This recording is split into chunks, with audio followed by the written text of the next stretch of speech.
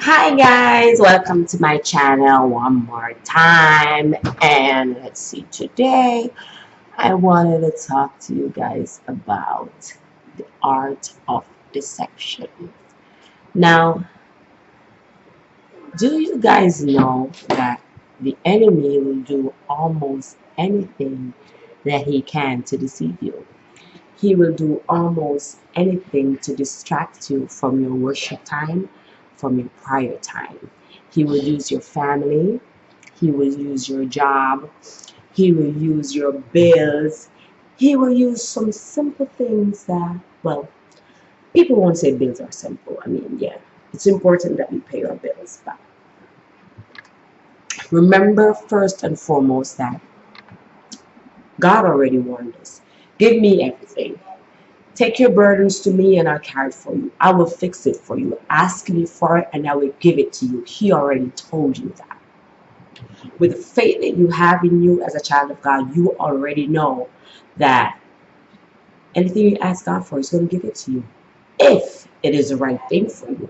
Oftentimes we be asking for things that God already knows that it ain't going to work out for you. Some of us women, for example, we've been asking God for these guys to marry us, and God already knows that these guys don't fit in our life. We're the only one who don't know. So if it is not something to bring glory to the Father, He's not going to give it to you. If you be asking Him for something that is going to destroy you, that's going to destroy your relationship that you have with Him, He's not going to give it to you.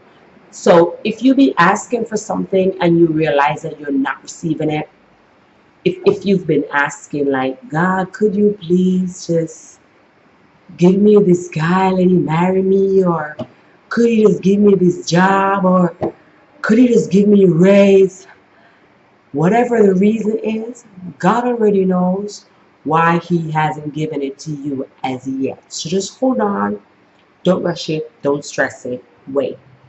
Nevertheless, we will be treading along on a regular day-to-day basis, and you find that you feel so distant from the Spirit. I don't know if it ever happened to you, but it happened to me. And I was wondering, why do I feel so backslid? I was praying, I was worshiping, going to church, doing my tithes, reading my Bible, going to Bible classes, doing everything, but I still just felt so distant. Until I realized that I took everything on my shoulder. I've been carrying my kids, I've been carrying my job, I've been carrying everything, my home, my neighbors, my friends' issues, my kids' issues, my work issues, all the issues right here, burdening me down when my spirit was already free.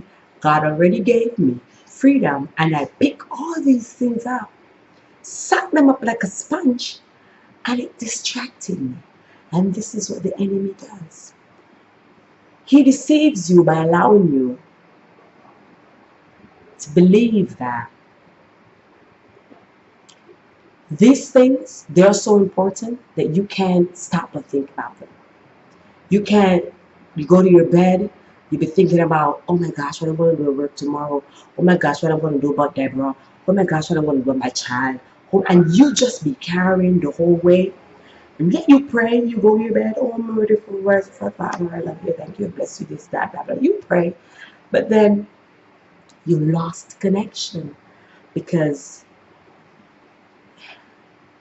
when you say, I surrender, it literally means I surrender. When you surrender, you give it up.